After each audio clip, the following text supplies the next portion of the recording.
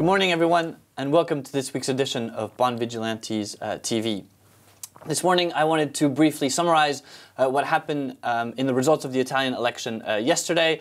As predicted by the polls going into the elections, we have a gridlock or a stalemate with no party essentially being able to secure a majority in the Italian government. That said, it was a disappointing result for the mainstream parties from Matteo Renzi and Berlusconi, and the Five-Star Movement and the League, the anti-establishment parties, actually did a lot better than expected. So this is a setback for Merkel and Macron's pro-reform agenda, and we'll see over time what coalition can emerge in Italy, and there's also the possibility of a second election if no parties can agree with each other. But today, I'm here to focus on emerging markets, and I'm delighted to be joined by Charles de Quinsonas, who is a fund manager on emerging market desk. Good morning, Charles. Good morning, Pierre. So, Charles, in 2017, emerging markets had fantastic returns. How have returns been so far this year, and especially during the market correction towards the beginning of 2018? So, Pierre, emerging market local currency, in line with last year, has so far continued to outperform hard currency this year. It's about 3% up year to date. If we focus only on the early February sell-off, then emerging market corporates in hard currency actually outperform. This is due to their lower liquidity and due to the fact that sovereign bonds got hit most by outflows from ETF and passives. This seems a bit counterintuitive, but often in periods of market volatility, the high-quality liquid assets get hit first because they are the only available assets for sale immediately. Okay. And looking ahead at 2018, what's your outlook for returns, and where do you see the most value today? So I think given the starting point in terms of valuation, it's fair to say we're very unlikely to see the double-digit returns we've seen last year. That being said, some areas of EM are still attractive, while on the hard currency space, credit spreads are fair value, if not a little bit expensive. We find value in EM local currency space.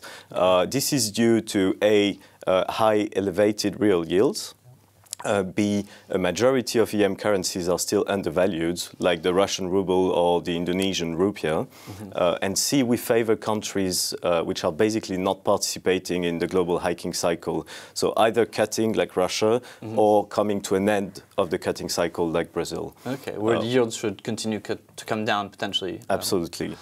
On the other hand, in the hard currency space, where valuation is a bit more fair value, we expect more dispersion in terms of performance. So active management via credit and security selection should be more important for performance than it was last year. Moving now to the main risks for emerging markets, and we now see a chart that shows that fund flows are basically back to the level that we had during the taper tantrum of 2013.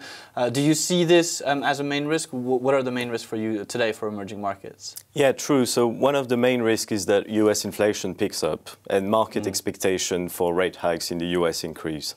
While this is not our base scenario, if the Fed is deemed to be behind the curve, it would be a significant drag on performance and could lead to outflows in the asset class. You have other risk, geopolitical risk, like elections in Mexico and Brazil this year, or even global protectionism, which may have an impact on the asset class. And we saw a good example last week with the US announcement of steel and aluminum import tariffs. Finally, moving on to China, so the world's second biggest economy. China seems to be going through a deleveraging process right now. Are you seeing opportunities there? What does a bond investor think about investing in China today? So first about deleveraging, I think the PBOC has now officially recognized there is too much leverage in the economy. And in my view, this is a very good first step into the deleveraging process. However, China's debt levels continue to be a great source of concern, to be honest. And most corporates, and mainly SOEs, have much more leverage than their comparables elsewhere in emerging markets. If you look at valuation, credit spreads in China in the hard currency space is quite tight. So for that reason, we don't think we're getting paid for the fundamentals, the risk in the country. That said, China's proved over time that it's proved to be a resilient credit in periods of market correction. So that space offers good diversification benefits. Great. So thanks, Charles, for being here this morning to talk to us about emerging market debt. Yeah, my pleasure. In terms of what to watch out for this week, politics are probably going to continue to drive the headlines today, especially in Italy. Also in China, where we have the National Party Congress that's starting today up to the 20th of March.